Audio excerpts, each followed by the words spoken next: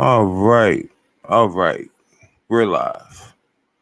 Sorry about the long timer. I need to just go ahead and upload my 3 minute timer like I like doing, but we ain't got to do all that right now. We need to talk about what's going on out here. There's a lot going on. I hope everybody's been enjoying the content I've been posting on a regular basis. We cover a lot of true crime, a lot of crime stories, things like that. And there's a root to every problem. And we're starting to see those roots come come out, and we're really starting to see like why things are the way they are.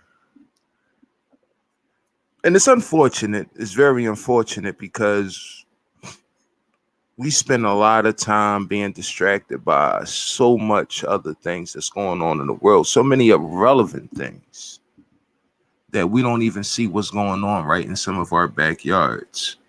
Um, I titled this live stream "It's going to be a hot summer" because where I'm from, Philadelphia. Every time it started getting hot, it just started getting wild.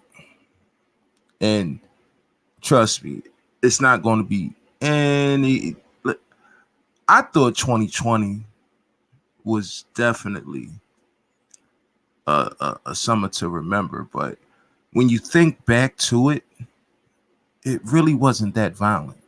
Besides the riots and stuff like that. But other than that, people were really falling back. I mean, you had a lot of money, floating around with the stimulus packages and the PPP loans and the PUA unemployment, and people were just a little lax. The stores was empty, of course, and people were just living their best life for a little while. But with the recent, cost of living just going through the roof, inflation, all of that, you could see the summer just turning into uh just a bad situation. And I watch the news all the time, man. All I see is bad news. All I see is bad news. But like I said, there's a root to every problem. There's a root. And we're starting to see that a lot of the people that we're voting for is causing these problems. Now, I want y'all to check out this video right here. And it's sad because, I'm pretty sure this sister is, I don't know her personally.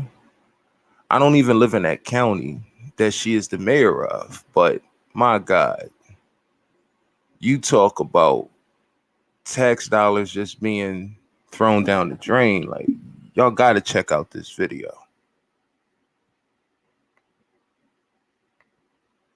On our way to Springfield. Make sure you support the cause, support the movement. A South suburban politician spends taxpayer dollars on a march to Springfield to promote her personal charity. But when we started asking questions, the party's over. Fox 32 and the Illinois Answers Project, part of the Better Government Association, are investigating the charitable foundation of Tiffany Henyard, who is on 2 public payrolls as Dalton mayor and Thornship Township supervisor. What we found is raising serious questions about the use of taxpayers' dollars, employees, and equipment. Fox 32's Dane Placco investigates where all that money is going. Nobody knows something. Don't nobody know nothing. Tiffany Henyard certainly isn't shy about attracting attention. Here she is starting a Dalton Village board meeting dressed like the Wesley Snipes character in the movie New Jack City. Later. So off the rip, shout out to Fox News. Shout out to Fox News. They know how to bring a presentation to the forefront.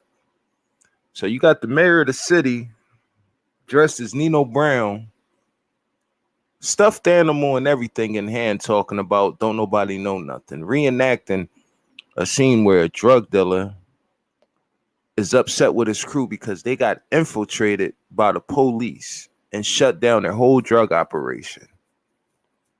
But I'm all for progression. I'm all for, new energy. I'm for all that.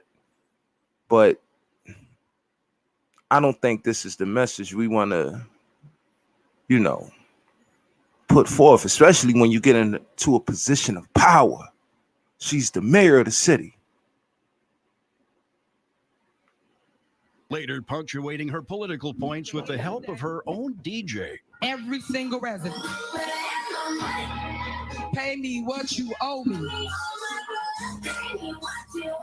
Thank you, DJ. Henyard. You got to be kidding me, man. Let me rewind that. I mean, this is ignorance at its finest. Political points with the help of her own DJ. Every single resident. Pay me what you owe me.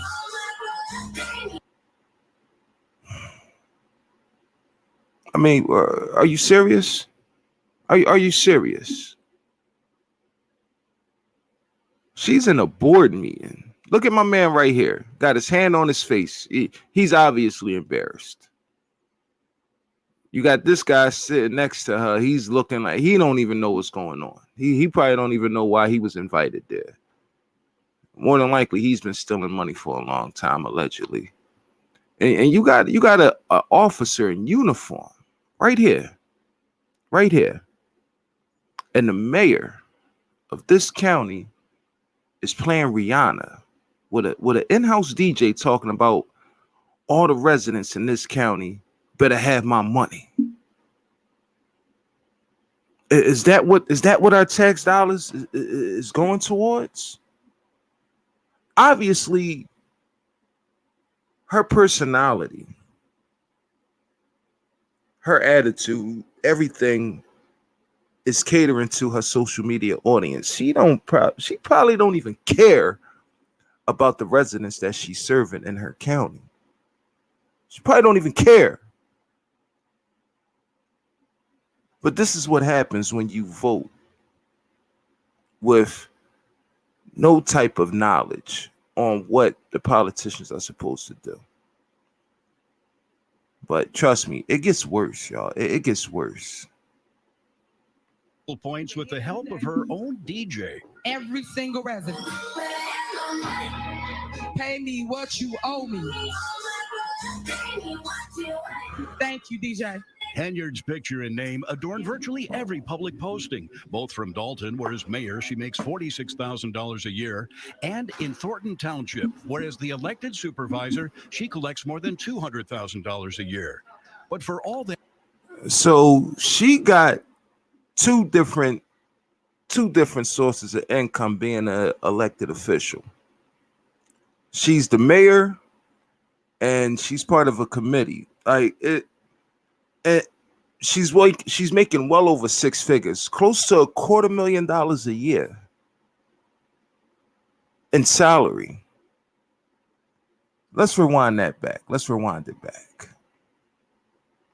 $1,000 a year, and in Thornton Township, whereas the elected supervisor, she collects more than $200,000 a year.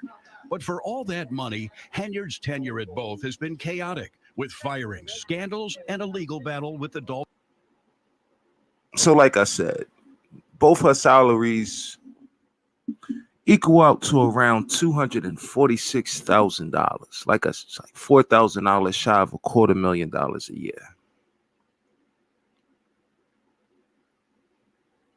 But apparently she's using taxpayers' money to still fund her lavish lifestyle.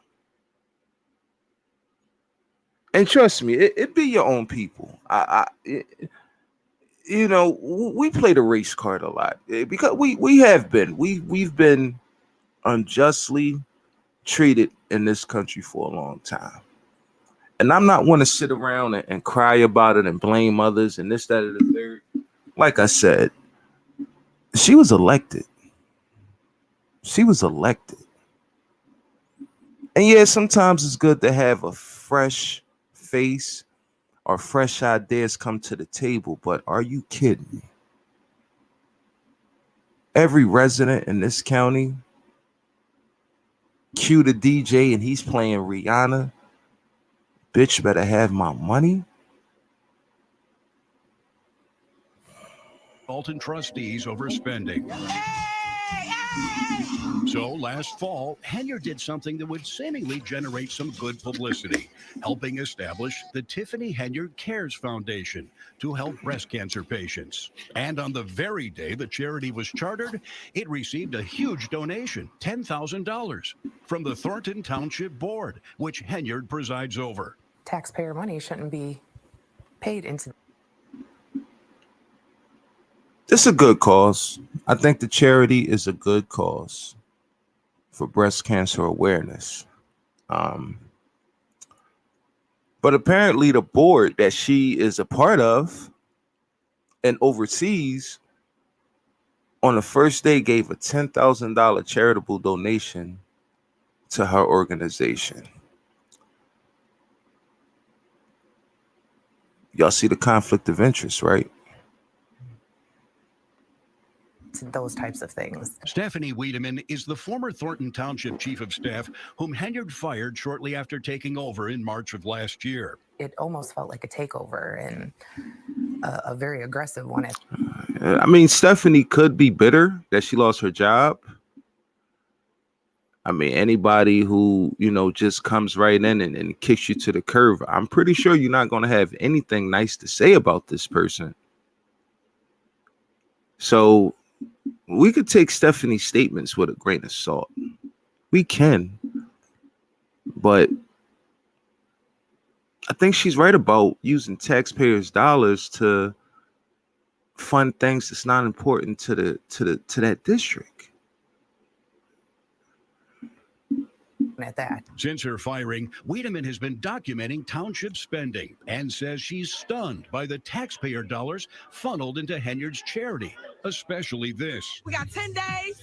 We're going 196 miles. Last October, Henyard led a delegation of Dalton and Thornton Township employees and political supporters on a march to Springfield to promote her breast cancer charity, which she documented on her Facebook page. We're walking through Dalton. All right, we're in Brightwood now. We are in Godly now. We in Bloomington, baby. I can pretty much map out.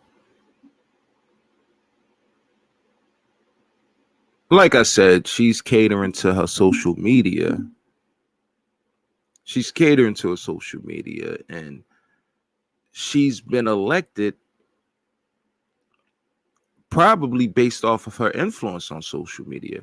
Shout out to my brother, Jerome on the board. For those of y'all that don't know, that's the in-house producer for my YouTube channels, man. Shout out to my brother, Jerome on the board, yo. That's my brother right there. Oh, let me highlight his comment. Man. Yeah, I'm gonna hit you up later, bro. I missed your phone call last week. But the sweet sounds y'all hear on this channel come from my brother right here. Make sure y'all sub to his channel. Make sure y'all sub to my brother Germ on the board.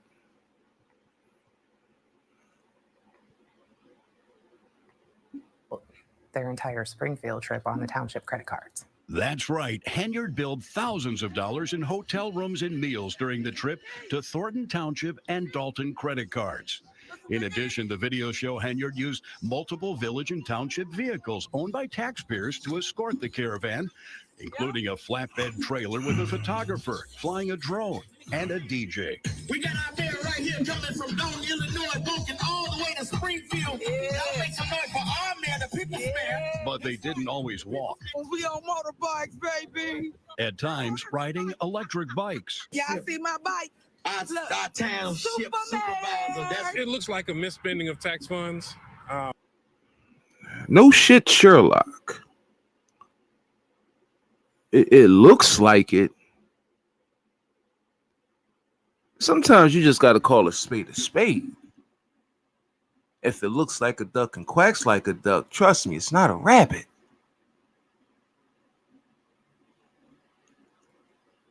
But you never know who's in on the take and who's just hating.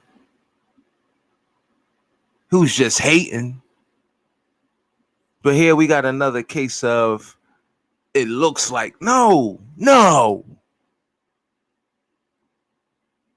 They're supposed to be marching, but they riding rented motorbikes. They got a DJ, cameraman, all on the taxpayers' dollars. Like, come on, bro. Come on, man. But like I said, sometimes you just got to call a spade a spade. I think that's the biggest that's the biggest concern. Dalton trustee Jason House has been doing battle with the mayor since she took office. Very disturbing to hear these things or to kind of see some of the receipts that appear to be connected to it. And I think the taxpayers really deserve better than that. And then there's the merch. Shirt.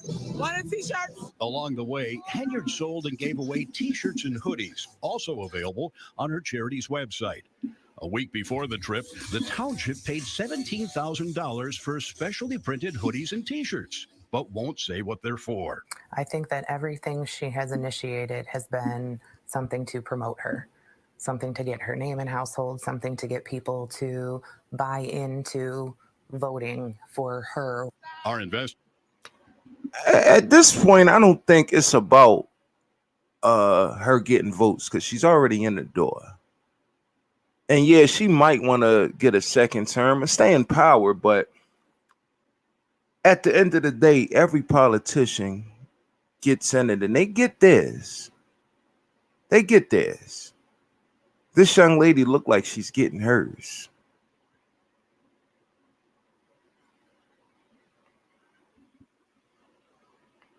Investigation found at least $11,000 in public funds spent on that trip. But both Dalton and Thornton Township have been slow or unresponsive to open records requests. So what was the purpose of the 10-day march to Springfield? I have created a bill, which we're going to speak before the Revenue Committee, to give everybody $5,000 on their income tax when they file if you are suffering from cancer. A noble goal, except the Revenue Committee wasn't meeting when the group arrived in Springfield. Henyard did later testify at a committee hearing in Chicago. I mean, yeah, that'd be a great lookout. That'd be a great lookout to get an extra $5,000 on top of your income taxes. I mean, now she's talking. Now she's talking. But at what cost? I mean, are you just giving the people back the money that you've been recklessly spending? But, you know, nothing in this world is free. Oh, but so far, nothing has come of her bill. I think I'm doing a damn good job on leading. So we went to a recent Thornton Township board meeting to ask Henyard some questions about all that spending. I've never, ever been bitter to the news. Max, this is my olive branch to the meeting. Can you guys reach out to us and ask us our opinion before you post it? I would appreciate it. And so we did. I'll ask you a few questions. Okay. But Henyard wasn't anxious to talk about her charity. Why did you and the board vote to give your foundation $10,000? I'm the face of the foundation. My name is Nowhere, sir. Say again? I'm the face. You're the face. What was the purpose of going to Springfield? So basically, she just said that she's just sponsoring. She's just the sponsor, the face, the spokesperson of the charity organization. But at the end of the day, you're not doing all of this without being compensated. And, you know, over the last 4 years, we've actually been educated on how, you know, nonprofit and charitable donations work where I come from. So we kind of know what's going on here. Shout out to my man, George Edmond Jr. I appreciate you subbing to the channel, bro. I appreciate you liking the content also, bro. Yeah, man, just, you know, keep supporting the page, brother. I appreciate you. Any more comments? We're going to talk. She doesn't have any more comments. Thanks, guys. That's Keith Freeman, whom Henyard hired at both Dalton and Thornton Township and was part of her Springfield walk. Look at Keith, baby. Freeman also filed paperwork for the charity bearing Henyard's name. Why are you using public money for your personal charity? $17,000 for insurance. And with that, her security detail hustled Henyard upstairs and blocked the staircase with a table.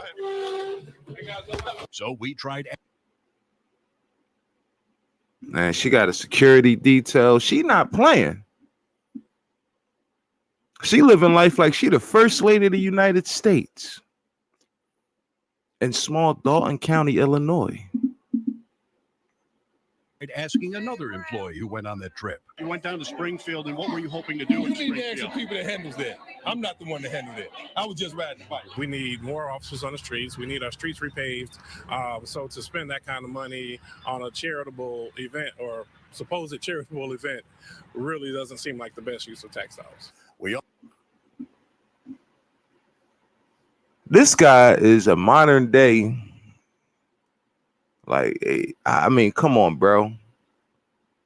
At some point, I gotta guess you're making excuses for this young lady, because you're not even saying what needs to be said for real, for real. You saying it looks like it might be, it could be, shoulda, coulda, woulda, bro. That's why people get away with stuff like this, because we really be in compliance to all the bullshit that happens with our politicians, man. It gets disturbing, man. It really gets disturbing. Hold on, man, and because we got to get to the real nitty gritty as to why stuff like this happens, man. And we could go right to Chicago. We can go right to Chicago, where apparently they're getting, flooded with immigrants coming in from Texas. Now, America is a free country. And like I've said in previous videos, and when you see things like this happen, that's just people from other countries actually holding America to its word. The American dream is sold as, we're the land of the free, the home of the brave. You could come over here and live the American dream. For the most part, people that's actually lived, grown up, built, and been a part of America all of their life, they're not buying into that dream anymore. They're really not. But in order to keep this thing going, for certain people, they really have to, bring in new people. We're going to play this. We're going to play this next clip. Hold on one second. Let me go ahead and let this ad run out, and then we're going to see what's going on in Chicago, because this is really a story that people they're taking it for granted. They're taking this story for granted, and it's like, how much more are we going to be distracted by bullshit and not see like what's really going on out here? So hold on, let me add it to the stream. All right, let's see what's going on in Chicago. Police had to step in. We're talking about city council today and a vote to spend $51 million on helping migrants here in Chicago. CBS 2 political investigator Dana Kosloff was there for all the action. Almost every night, it don't matter where you are. It really don't. It don't matter if you're in Chicago, Philly, New York, New Jersey, Delaware, Florida, Texas, Arizona.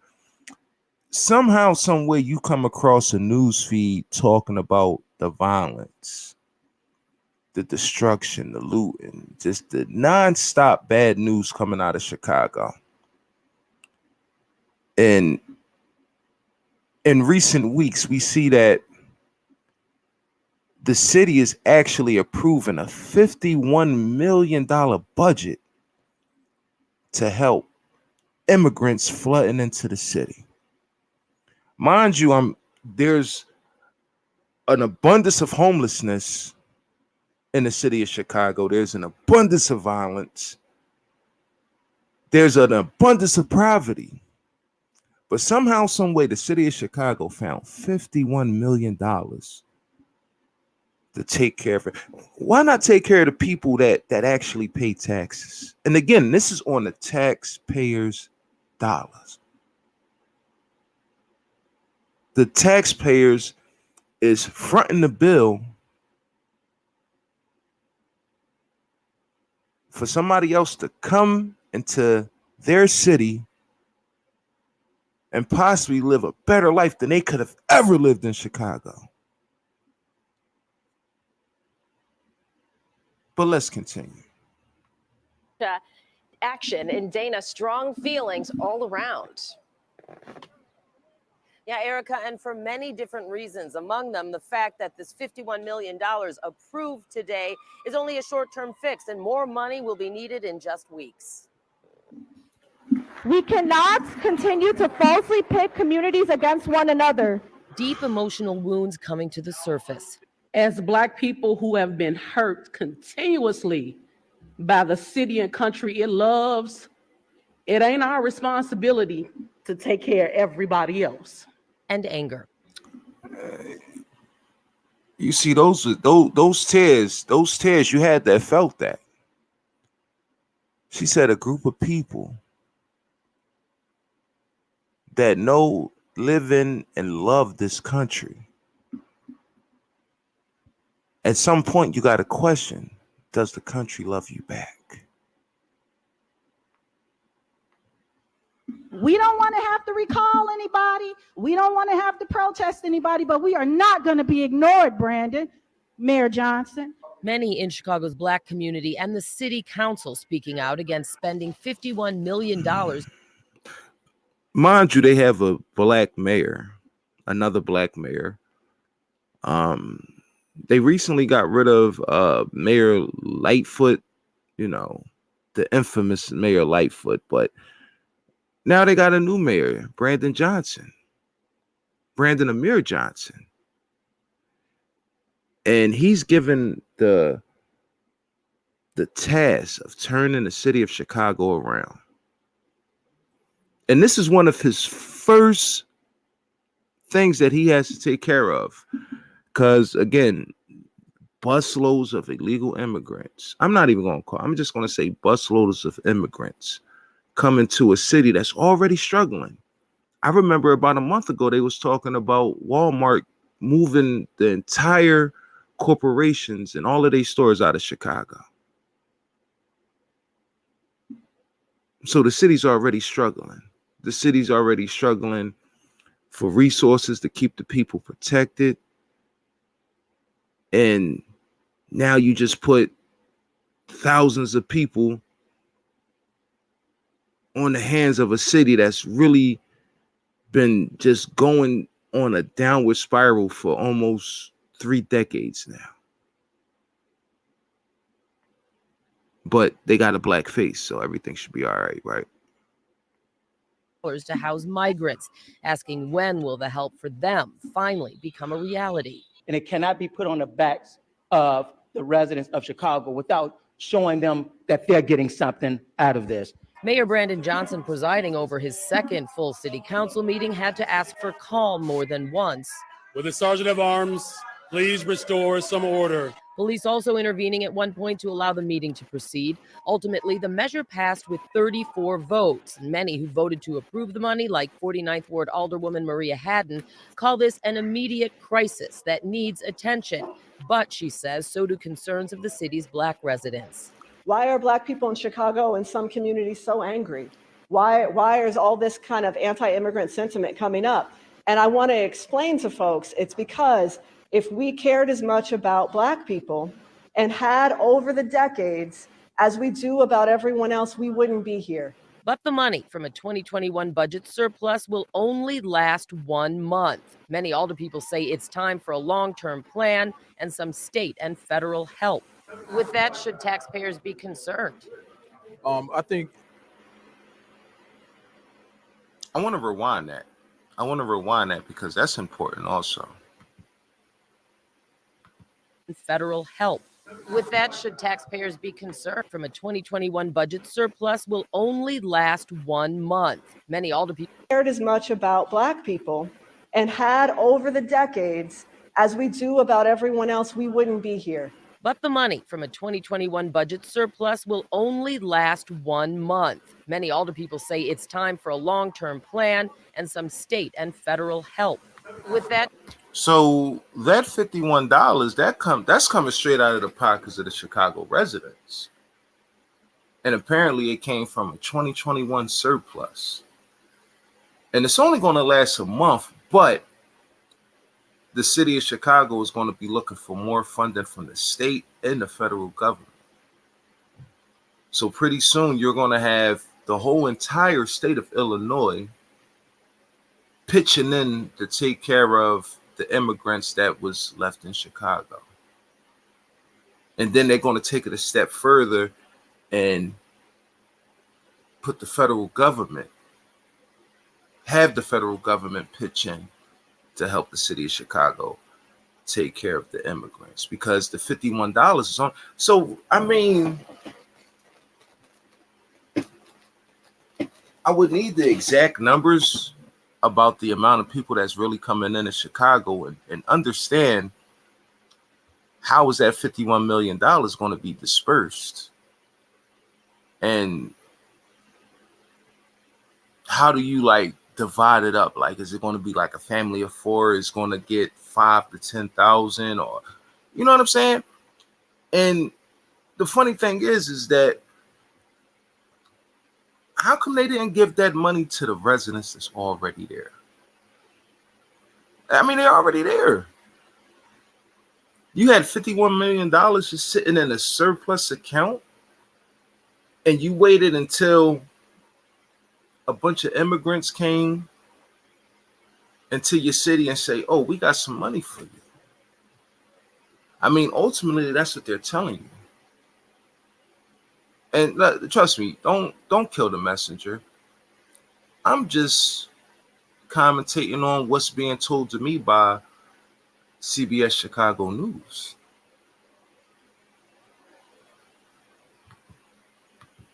that should taxpayers be concerned? I think we should all be concerned anytime we're having to utilize this level of resources on a temporary situation, especially with not a real sight of federal support coming. Hours after the meeting, Mayor Brandon Johnson offered no specifics. We're going to have to dig in a little bit deeper in the city of Chicago, but that's going to be a collaborative approach. I want y'all to know that it's not like the mayor, any of these city officials is going to take a pay cut to pitch in, because like it's going to take a collective. Who's included in that collective? Is it you? Is it the Chicago PD? How much are y'all pitching in? Is any of your salary going towards this crisis? I mean, you're willing to take on all these people, and you're even willing to give up $51 million of Chicago's taxpayers' money. Now, don't get me wrong. I know the game a little bit, and they're telling you, we're going to need more money from the state and the federal government. The brother said before Johnson, he said, it's kind of rough to put the bill on the city of Chicago's taxpayers for a temporary situation without any federal or state resources. So the ultimate goal here, I'm just guessing, I could be wrong, but the ultimate goal here is to have the federal, not the state, but the federal government come in and cut a big check. Like, hey, we took on all these immigrants. We gave up $51 million of our own tax dollars. Y'all need to cut us a check. And it might work. Now, again, is those resources going to trickle down into the poverty areas of Chicago? Is it going to trickle down and add more resources to keep the people of Chicago protected? We got to see what happens. But I'm pretty sure that's the long game with people like Brandon Johnson. We got to get more federal funding, because that's what the game of local politics is all about, in my opinion. In my opinion, the game for local politicians and government officials, local, is to go to Washington, D.C. and say, we need money for this. We need money for that. We need. Open up the books. Help us out. Sometimes it works. Sometimes it don't. But, I mean, can Joe Biden really ignore this? Could he really just say, that's your problem, Chicago. We didn't tell you to allow all that. You know what I'm saying? It turns into a game after a while. It really do. It turns into a huge game of, big bank take little bank. It's just crazy. It's crazy the world we live in today. But the more and more you understand, and you try not to really be blind and oblivious to what's going on around you, you really start to see things for what they are. Trust me, Chicago's not taking that on. They're not.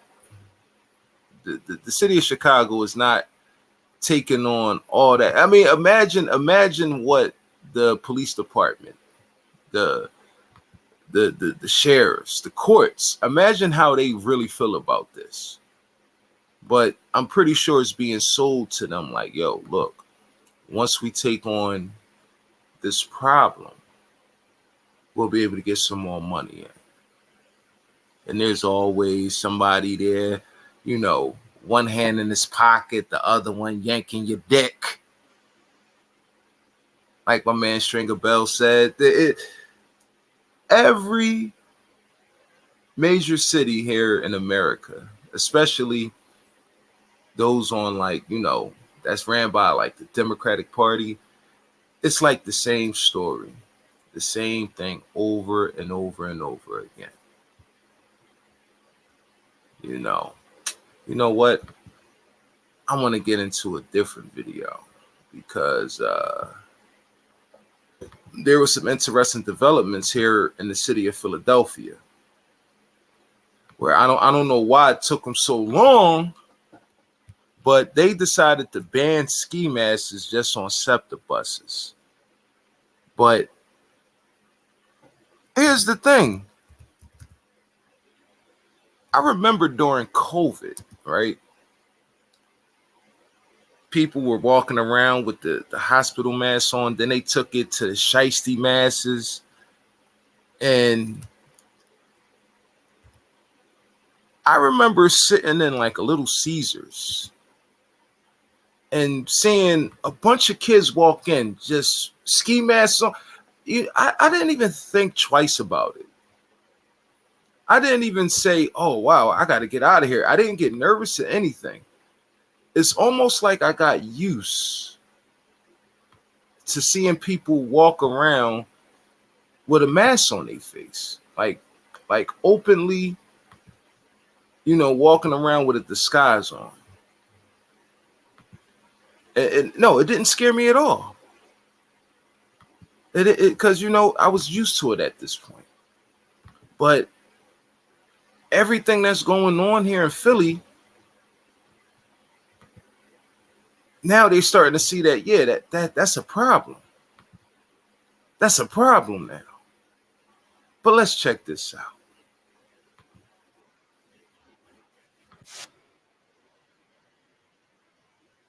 Surveillance video.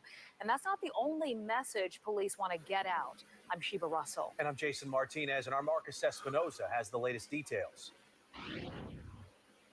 Right behind me, a sight you see every single day in Philadelphia. Riders ready to get on a bus, head to a destination. Now, a question they are asking themselves: will I get there safely? Quite frankly, this pattern is repeating itself far too often. A man is dead after being followed and gunned down on a SEPTA Route 23 bus near the 5200 block of Germantown Avenue just before 11 p.m. last night. Seemingly, everyone has access to a gun, and the propensity to use it over meaningless arguments is shocking. Philadelphia police now leading this homicide investigation as they search for the shooter. Lifelong Philadelphia resident Frida Crawford says she's been one of the lucky ones riding SEPTA buses, something she's grateful for because she has no other option. When you hear like that could happen on any bus. Not safe. Not good. What can we do? Now, here's the thing. We live in an age where video surveillance is almost everywhere. I recall telling my kids something like, man, y'all got it real easy out here. I think I told this story on here before, but we was watching, body cam footage from the police. And I was like, I grew up in the 90s, early 2000s, even late 2000s. Police didn't have body cams on. So it was always their word against yours. Could y'all imagine fighting the whole entire system, trying to go to court and prove that you're innocent, when the only thing that the courts would recognize is the sworn officer's testimony or statements, even his little report? Because they don't even have to show up and actually testify. Sometimes they'll just, hey, according to this police report, this, that, and the third is going on. They're supposed to show up for but I've actually seen cases, and not all the way, because, trial, they have to show up. But a lot of cases don't go to trial. And this is something that people don't know. You see, what tends to happen in court for the most part is you go through your preliminaries, you go through your arraignments, your pretrial hearings, and for the most part, during a preliminary hearing, you kind of know what you're dealing with. So when you see a situation where you're going through your preliminary hearings, you're going to your pretrial motions, even your suppressive hearings, the odds seem to be stacked against you, to the point where you know what, they're offering 11.5 to 23. I'm facing a 5 to 10. I might as well just go ahead and take this little vacation. The lawyer's milking you dry. The lawyer you done hired is milking you dry of all of your savings. You done put your grandmother's house up for collateral. You done took out a second mortgage. It's just like, even if I win this case, I lose. Yeah, I might try and, sue them on the back end if I'm found not guilty, but you got to roll the dice with your life. Like, literally roll the dice with your life when it comes to a lot of these cases that the government puts on people. I mean, guilty or innocent. You know how many innocent people are pleading guilty to crimes they didn't commit because either they're facing so much time that if they're found guilty, and there's a high probability of them being found guilty, or like I said, they're just being drained, their resources, their money, their savings, everything they worked hard for is just being drained. And it's like you being beaten to submission. You're at the mercy of the courts. And the sad thing is, when you take a deal, you could look and find a loophole, but it's too late. You already agreed to do this time. And a lot of people is facing those type of dilemmas.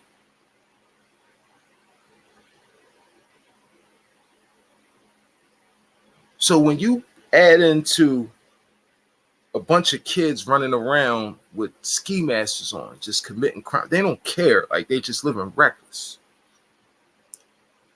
And here you are, you an upstanding tax-paying citizen. Surveillance cameras, like I said, surveillance cameras everywhere. I seen an interview the other day with Tony Yayo on DJ Vlad where he was saying, like, yo, at this point, you really can't do nothing. I mean, they could have surveillance for hundreds of miles, literally tracking you from the crime scene to where you went home. And it might take some time. It could take 5 months. It could take a year, 2 years, whatever.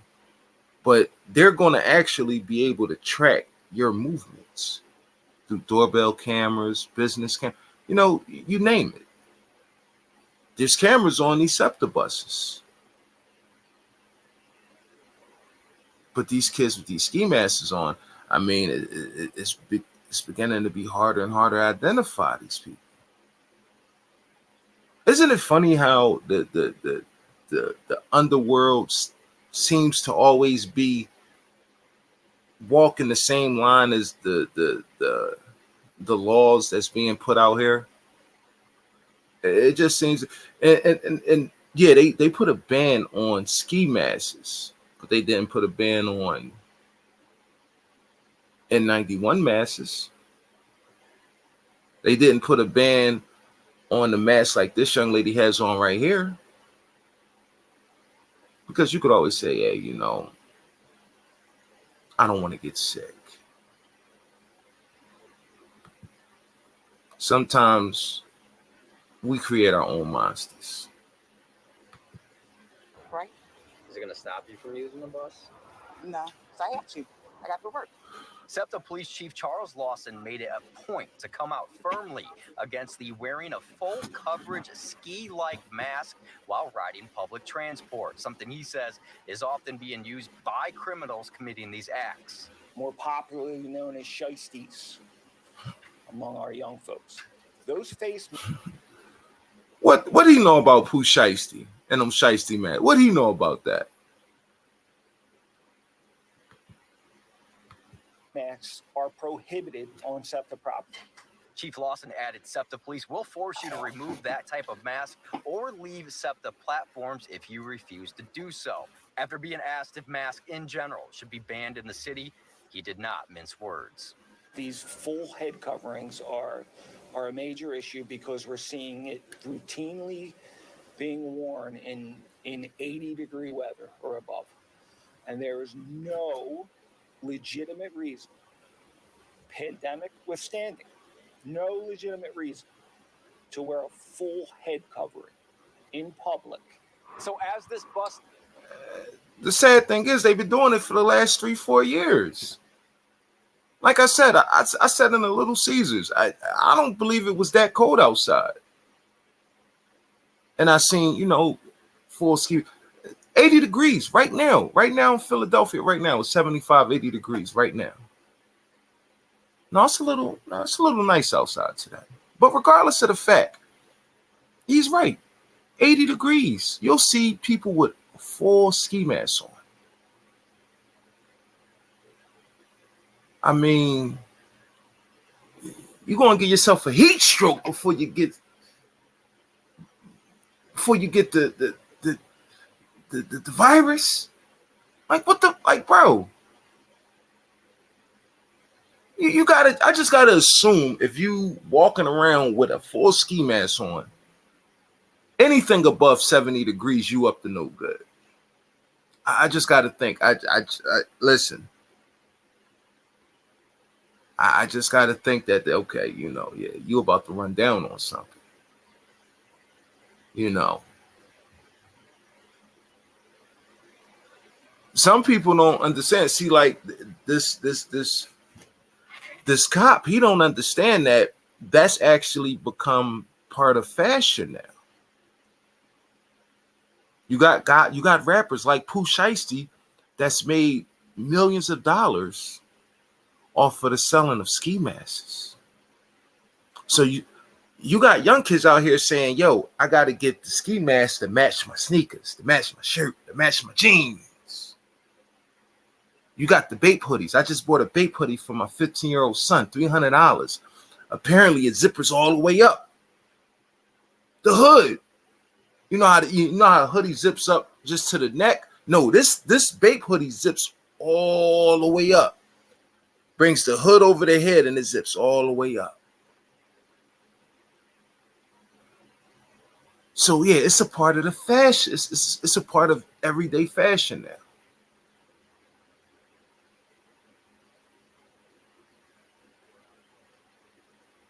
And I don't want our kids to be profiled out here. I don't. I really don't.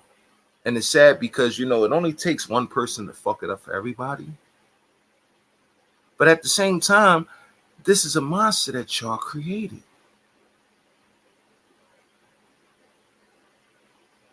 So what are you going to do now to fix it? Bus takes off and drops off riders to their various destinations. SEPTA says they're doing everything they can to keep riders safe and encourages riders to keep their head on a swivel and report anything suspicious they may see. In Center City, Marcus Espinoza. Unbelievable. So for now, Philadelphia, they're just focusing on SEPTA. They don't want you wearing these full ski masks on SEPTA. But again, it's deeper. It's deeper than that. It's deeper than that. And apparently it's just not Philadelphia. I'm about to show you a video where Washington, D.C., our nation's capital is trying to actually follow the blueprint of Philadelphia. Let me make sure the screen is being shared because this is DC's version of the ban on ski masks. Masks at this point in the summer and after the pandemic. Now, this after the transit police in Philadelphia called full head coverings a, quote, major issue there. Fox 5 David Kaplan spoke to officials today, along with an expert who says this approach is completely wrong. He joins us live at MPD headquarters. David? Shamari, good evening. Let's start in Prince George's County. The police chief indicated that they have noticed that ski masks are an issue, but policing based on that alone, in his mind, is unconstitutional. But you cannot simply use that as some type of probable cause to make some kind of, stop that is more than a legal detention. All right, so I'm actually going to champion this guy right here because he's looking past, the ban on ski masks. He's looking at how young black men is going to be racially profiled because they have on a ski mask. Because like I said, my son is not a criminal at all. He doesn't have to steal, rob, or get over on anybody. But like I said, the ski mask is becoming part of the young men's fashion.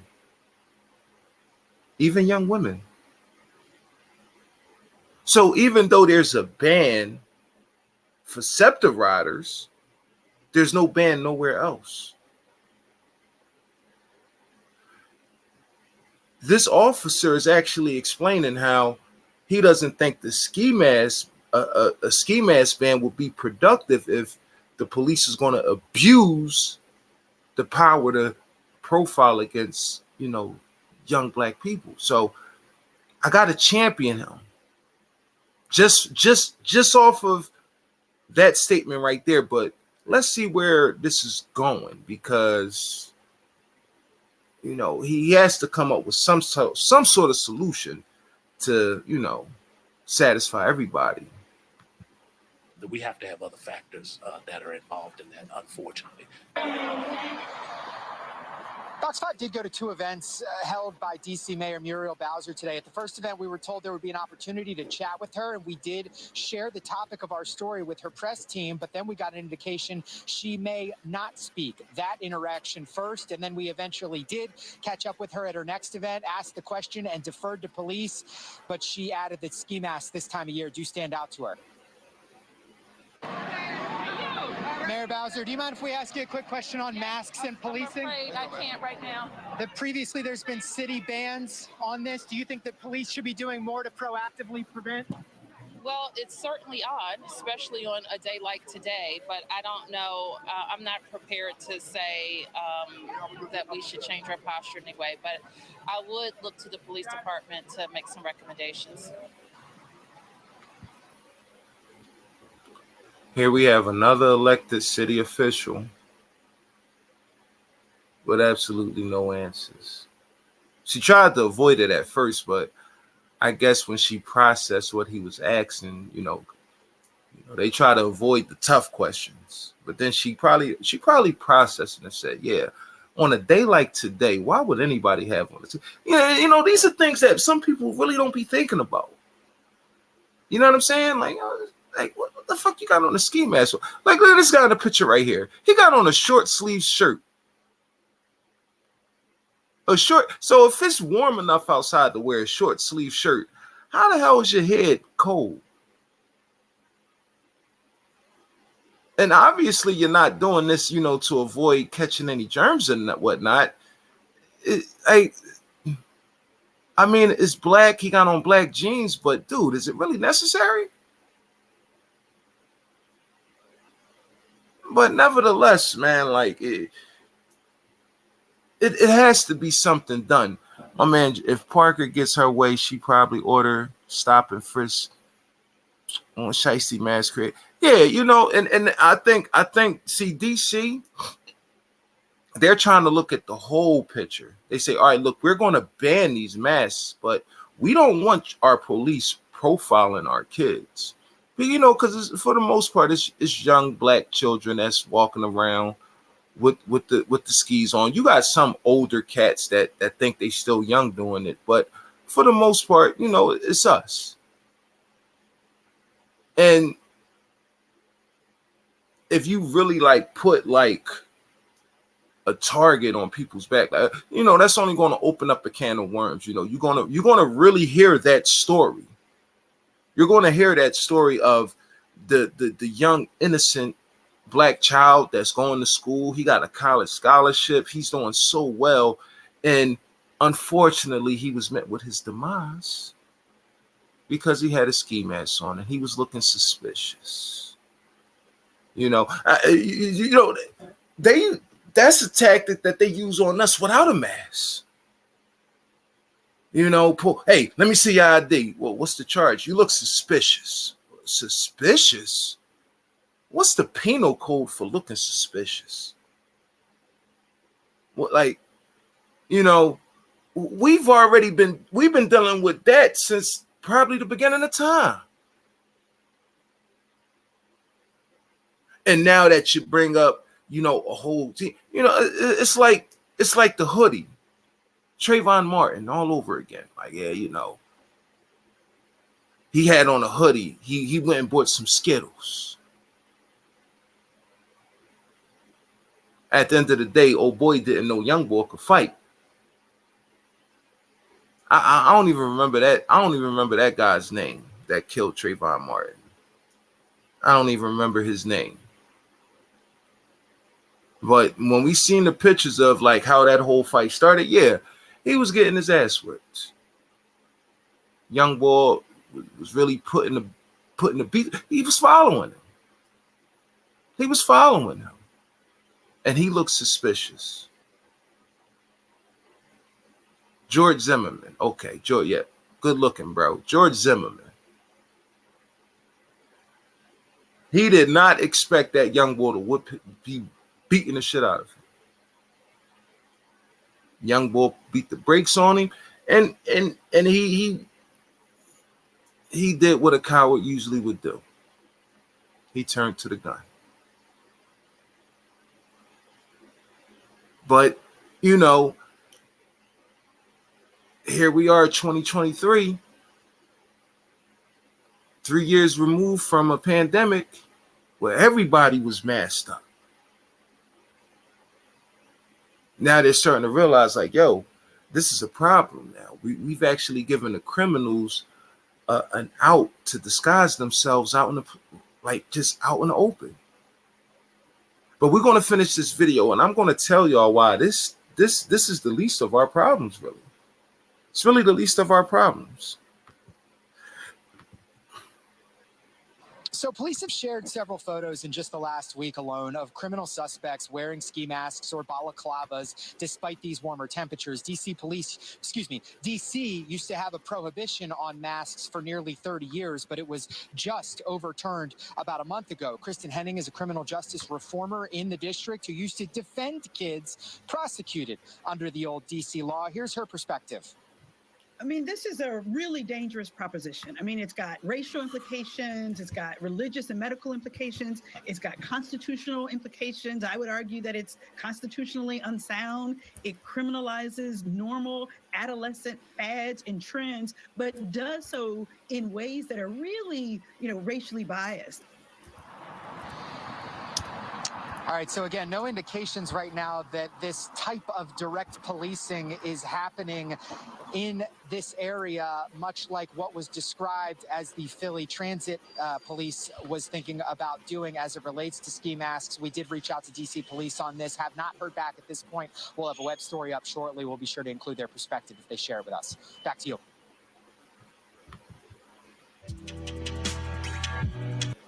All right, so while our local government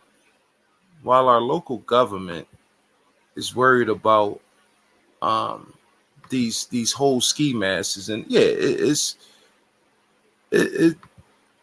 a thing. It's a thing, and like I said, it needs to be addressed. It needs to be addressed. But for those of y'all that's actually, been watching my channel for a while, probably about a month and a half ago, I did a video on deepfakes, and I did a video on these realistic masks where, not only can you like really wear this mask and transform you into a completely different person, they even got the sleeves to go over your hands and it go like halfway up your forearms.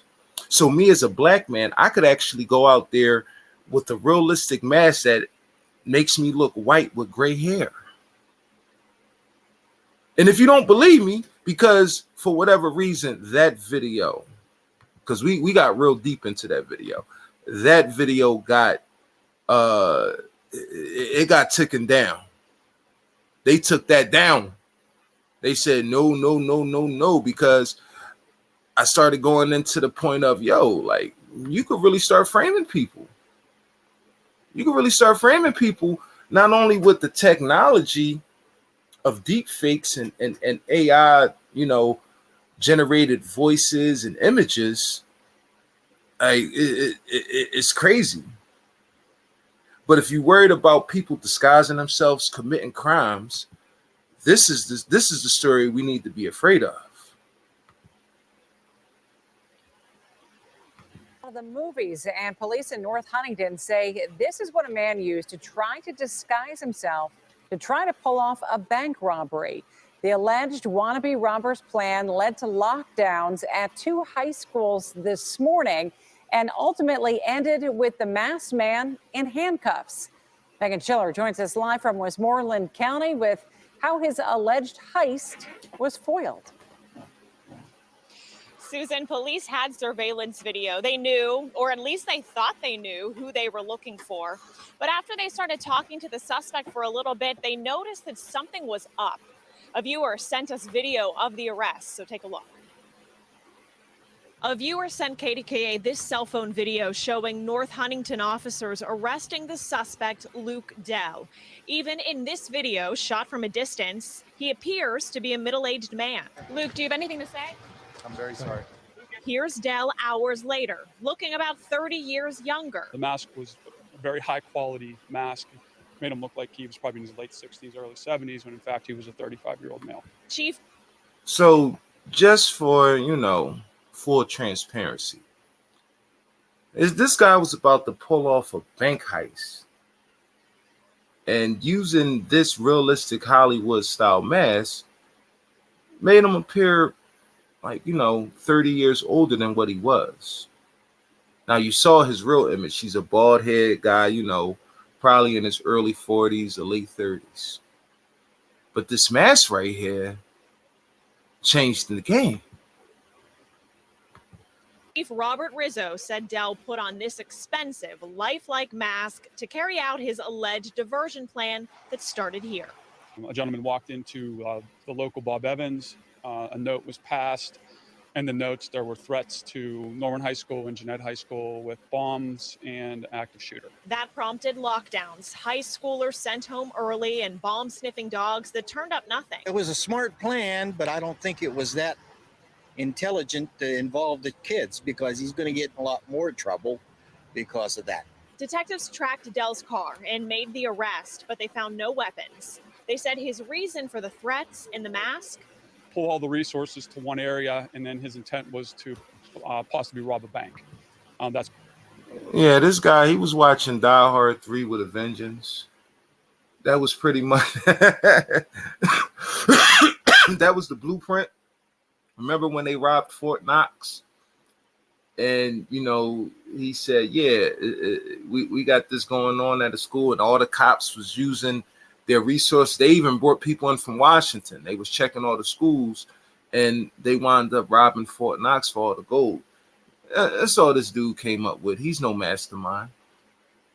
He's no mastermind. Obviously, he's sloppy. That's what he wanted to do. He never followed through with that intent. And another interesting thing is that Dell isn't even from here. He's from Beaver Creek, Ohio. They say he was in the area for another reason, but according to the paperwork released by police, they say he's going to be charged with terroristic threats, causing or risking catastrophe, reckless threat to use a weapon of mass destruction, and theft of a license plate. Reporting live outside the North Huntington Police Department, I'm Megan Schiller, KDK News. It was a smart plan, but I don't think it was that intelligent to involve the kids, because he's going to get in a lot more trouble because of that. Detectives tracked Dell's car and made the arrest on this expensive, lifelike. Unbelievable, y'all. Unbelievable. But again, we're worried about the shiesty masses. We're worried about the 4 ski masses. And again, it's going to target a lot of young black men. It's going to. But look at the level. I want y'all to look at the level of the criminal minds, right? The young black men out here, they're running around with these ski masks on, and they're just killing each other. Nobody's trying to really get no money. I mean, some of the stuff could be related to, like, bad drug deals or somebody owing somebody money, of course. But here you have a middle-aged white man. He's looking to take advantage of these realistic, expensive masks being available to the public, and he's taking it a step further. He's trying to get rich. He's not trying to go and rob another poor person. No, he's going to a bank. So that just shows you the level, the mindset of one group of people and another group of people. You know what I'm saying? I heard his charges. Yeah, he's looking at a lot of time. He's looking at a lot of time. But they be going for the big licks. They're not going on no little petty bullshit, some little bullshit street beef. Motherfucker probably fuck somebody baby mama. Now he want to kill somebody. Like, come on, man. Come on, man. And again, I'm not condoning any kind of violence, any type of criminal activity. I'm just pointing out the obvious here. We're on two different, I don't even want to get that deep into it, man. I've been on here about like an hour and 10 minutes. The link to come up on the panel is posted, it's pinned at the top. If anybody want to come up here and chop it up, I'll give it about 5 minutes. If not, I'm going to get on off of here, man. But like I said, it's really going to happen in this country, man. Like, I'm not going to hold y'all. I've been thinking a lot lately about, moving. Shout out to the Passport Bros. I know I gave them a hard time a few months ago when I did my video on them, and because the message about them finding women in different countries like Colombia, Dominican Republic, and all that. Like I said, it sounded like us East Coast dudes when we first went down south. I remember going down to the Freaknik, going to the Carolinas, going to Florida, Tennessee, and just getting that Southern hospitality, and really like loving the women that was giving me, that attention because I had that East Coast accent. I was just different. Nowadays it's not like that. It's a lot of East Coast cats down south now. I'm talking, early 2000s. I was around like 18, 19 years old, traveling down south, meeting beautiful women, and they just, oh man, you from Philly? Oh, they was giving it up. And and I see these Passport Bros, they going to DR, they going to Colombia. We've been there, done that. We've been there, done that. So it was nothing. Only difference, right? And I'm being honest. When I was going down south, we wasn't tricking. We was going down south. They was just loving us because we had that East Coast swag with us. We was up on the fashion. It didn't get down south yet. You know what I'm saying? We had the Coogee hoodies, the Coogee sweaters. Us here in Philly, we had the Mesquite t-shirts with the paint on them. Like they wasn't hip to that. Yeah, they had the Jabot jeans down there, but man, we had the Guessies, we had the Jabots, we had the Moschino jeans. Like, yeah, like we was a little bit more, up to date. But nowadays it's not like that. And even when we went out the country, even when we went to DR and all that, at the end of the day, yeah, you were spending money. They wasn't just flaunting all over you because you was some American man. And that's what's going on today. That's what's going on today. But at the end of the day, yeah, I support them because they getting away from all the bullshit that's going on here in this country right now. And hopefully, we can get it together.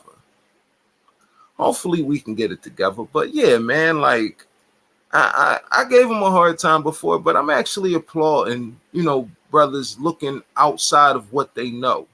And they're actually exploring new opportunities, new land. If you find yourself a wife down there, just don't bring her back to America. Don't bring her back. You know what I'm saying? Like, how many cats made those mistakes back in the day, bringing them girls from the South back up here to the North? I had my man, he lived in Jersey. He brought his girl back up. He brought some girl from where she was from, Elizabeth City, North Carolina. He brought her all the way up here to New Jersey. Next thing you know, she was going buck wild. She was like, nothing but East Coast niggas. You know what I'm saying?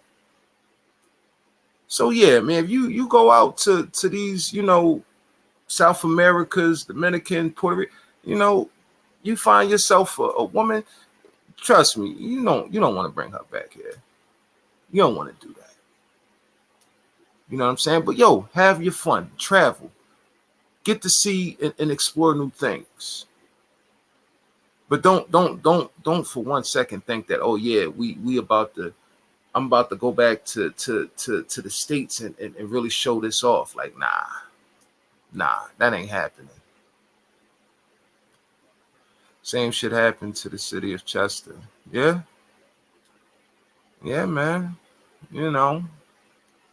But like I said, man, like I've really been thinking about just getting out of here, because it's getting weird. It's getting weird. It's getting scary. It's getting dangerous. You know what I'm saying? I gotta raise a lot of kids in these under these circumstances. Not only do I gotta keep everybody safe, everybody fed, everybody go, but I have to stay sane. I have to keep my mental state, up to par, because this shit could really make you crazy. It can, and our local politicians aren't making it any better, and like I said, I know the game, man. Like, you follow the money, you'll definitely have a better understanding of how that whole thing works, but man, it's just so much where that's why nowadays I can't be distracted with the nonsense. I just can't, man. I just can't, man. Let me find some other content we could go over real quick, man. Because I'm actually enjoying this live stream. I'm enjoying going over things that I like to talk about. We're going to be bringing some real good interviews. I don't know if I'm going to actually bring it to this channel. I'm debating on that, but we're going to be taking a real deep dive into some things, man, coming up, man. Real deep dive. And we're going to definitely get it popping. Let me see here. Let's check this out. Let's check this out right here. Let's check this out. Let's see what we have here. All right. I don't know if I want to play that video.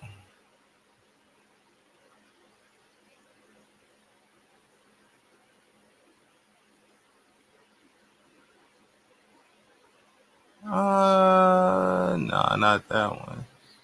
Not that one.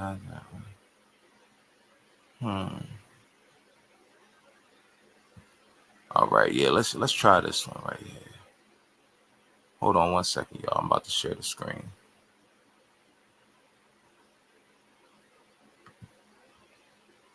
Yeah, we got a little ad going on. But hold on, let me share the screen right here. I think this is the last subject we're going to get into today.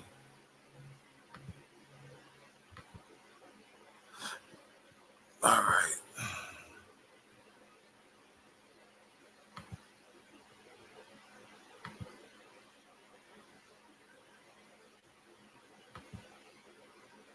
All right, let's see.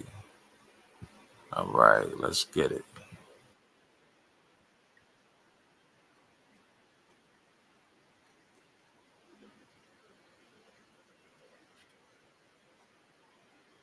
A message, but it's not.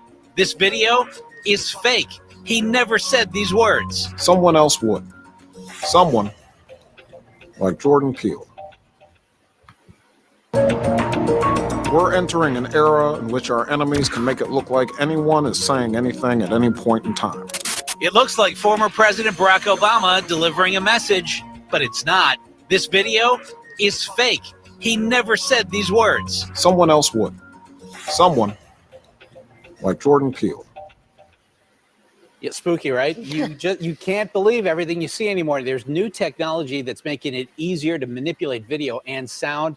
Some of that new technology is being developed right here in Pittsburgh. David Highfield joins us with a look at what can be done. David. Yeah, Ken and Christine, this technology does have legitimate uses. In fact, some very good ones. But there's also a real concern about it. We already know there are fake news stories online, and in the wrong hands, this could make things a whole lot worse. What is it they've sent us? 2 years ago, movie makers wowed us. Hope. with a digitally created 19-year-old Carrie Fisher in the Rogue One Star Wars movie. But nowadays, you don't need $1 million. So it started in Hollywood, like the mask, like those realistic, synthetic masses. And, now regular people actually got access to this technology and they're going buck wild. We see Jordan Peele, shout out to Jordan Peele, famous, movie director and former Comedy Central personality. He made a whole Obama video.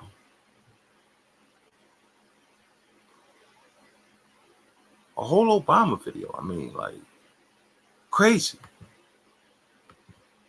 Film budget to create pretty realistic fakes. Take a look at this video from Saturday Night Live that someone altered and posted on YouTube. I'm sorry, Lester. This is going so well. On the left, Kate McKinnon as Hillary Clinton. On the right, Clinton's face digitally inserted. They did the same trick with Vladimir Putin. People can now buy software and doctor video at home to create what's called deep fakes. Some of it's harmless, like putting Nicolas Cage into movies he wasn't really in. They could have me say things like, I don't know, Killmonger was right. But this PSA, created by BuzzFeed and comedian Jordan Peele, shows the problem, making it look like a leader is saying things they never did. We need to be more vigilant with what we trust from the internet. In this case, it's Peele's voice impersonating Obama, but you don't need an impersonator. And you can make them say whatever you want. Yes, absolutely. At Carnegie Mellon University, Professor Alan Black specializes in speech synthesis. He shows us how it works with an audio clock. He has me read some times. The time is now almost 12. And then plugs my voice sample into a synthesizer. He's able to have me say whatever he types. Time is now exactly 10 past 3 in the morning. Okay. I didn't say that. So? He's not. Now, tell me this don't scare the shit out of you. Tell me this ain't making you really be like, whoa. I mean, is that why the head of Google, resigned, and said, hey, man, listen, we need to slow down on technology. Not just recording words and rearranging them. In fact, the synthesizer only takes the middle of words. And these are the sounds like t, p, k. He calls it Photoshop for audio, and it has a lot of uses, including if someone loses the ability to speak. You can take the whispered speech that comes out of their mouth and convert it live into real speech. The late movie critic Roger Ebert had an early version of this. Using hours of his old TV show, experts were able to give him a voice that sounded like his own. It sounds like me. That feels great. But the same technology allows you to literally put words in someone's mouth, like in this video. Let's help them achieve this goal. There's also a team at Carnegie Mellon working on altering video. Using artificial intelligence, Ayush Bansal can transfer facial expressions from one face to another. I can tell he's not acting like himself. In this case, making Stephen Colbert's face mimic John Oliver's, or Obama imitate Martin Luther King, or President Trump mimic Obama. We gave him video, both Ken Rice and me delivering the news. Let's say we want Ken and David reporting together, right? Okay. On the left is normal Ken, but on the right is video of me transformed, my mouth saying words I didn't say, and my face with Ken's expression on it. It's rough because we only gave him a little bit of video to work with. It gets smoother the more you have. Now, again, this is supposed to be, just some deep fake technology, but you got people that's two different complexions, two different head shapes, two different eye colors, facial hair, everything.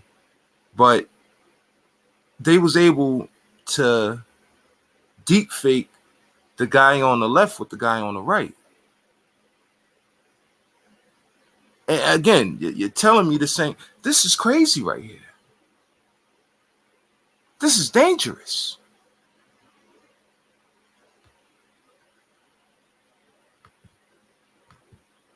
It gets people who never buy lottery tickets to buy lottery tickets. Money editor John Delano has a look at what's going on. Now let's do it the other way around. That's real video of me, but digitally manipulated video of Ken saying my words, imitating my expressions. They approved a bill aimed at improving police training. Now the bill changes the makeup of the At this point, you ain't got to hire an abundance of people to put on a production. You could have one person play everybody. You don't need it. What was that? What was that they used to do? Oh, that's a double camera. You know when you've seen scenes like Eddie Murphy, or Eddie Murphy and the Nutty Professor, where they all sitting at the table, and Eddie Murphy just plays, all these people. Right. Nutty Professor came out when? 98? 99? That was a long time ago.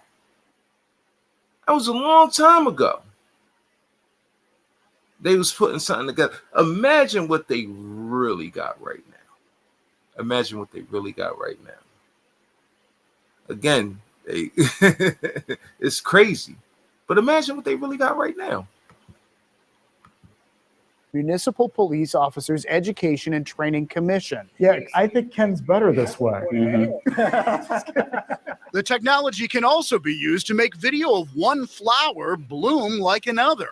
There are legitimate uses for this, and not just in video production. For instance, it may be possible to teach a robot arm to pick up a cup by mimicking video of a human doing it. But there's also a downside. Yeah, it is possible that it could be used in a wrong way. He says there's a solution, though, to even sophisticated fake video.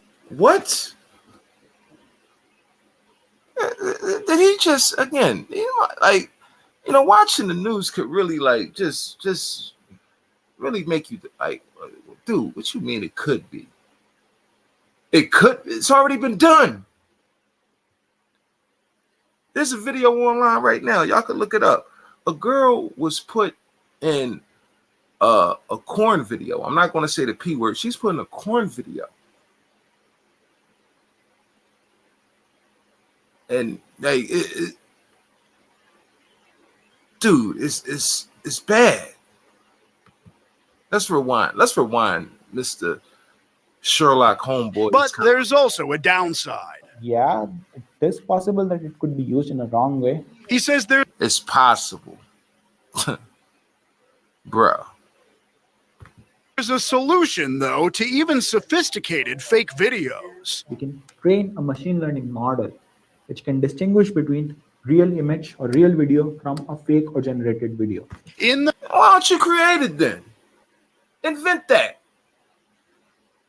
Maybe I could sleep better at night. You should be the first one on something like that.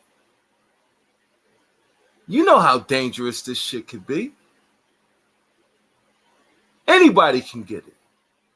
You should be putting that technology together right now. Right now. In the meantime, be aware, even what appears to be real online may not be. Even if you're seeing it, even if you think you're hearing it, there's no guarantee that that's what the person originally said. Now, tech companies, even the Defense Department, are looking for ways to detect this so that one day, if you try to upload a fake video, it might be rejected right away. But the fakes keep getting better and better, and especially if you're looking on your phone, this is a small screen. It's kind of difficult to differentiate. It's unbelievable, y'all. The world we live in today is unbelievable. But again, that's why I said it's going to be a hot summer. It's already starting. Y'all. Just try to prepare yourself to the best of your abilities. Try and understand what's happening around you. And again, we're actually in compliance with a lot of this fuck shit. We are. Don't be afraid to, express your opinions and voice your concerns, because it's only going to get worse moving forward. I'm going to tap on out of here, y'all. We've been on here for an hour and a half. I really enjoyed, going over some of these topics and some of these videos, man. And shout out everybody that came through. Like I said, George Edmond Jr., thanks for supporting the channel. Miss Murph, what's going on, man? I'm glad to see you over here, man. My brother Jerem on the board came through. We got Norseman coming over, man. I definitely appreciate y'all coming through, man. Make sure y'all like the live, share the live, Stay tuned for all the new content that I'm going to be dropping, because I'm dropping content on a regular basis, not just here and on my other channel, but you'll follow me on TikTok, man. If y'all not subscribed to the TikTok channel, y'all don't know what y'all missing. Y'all think I got a lot of good content over here, yo. I got some content over there. Y'all gonna enjoy it. So trust me. Make sure you follow the TikTok channel. Oh shit. You know what? It's not under this name. If you type in TC Trap Talk TV on TikTok, you'll find me over there, man. They're gonna delete created videos and label them fake. Yeah, man, me as a content creator, George, right?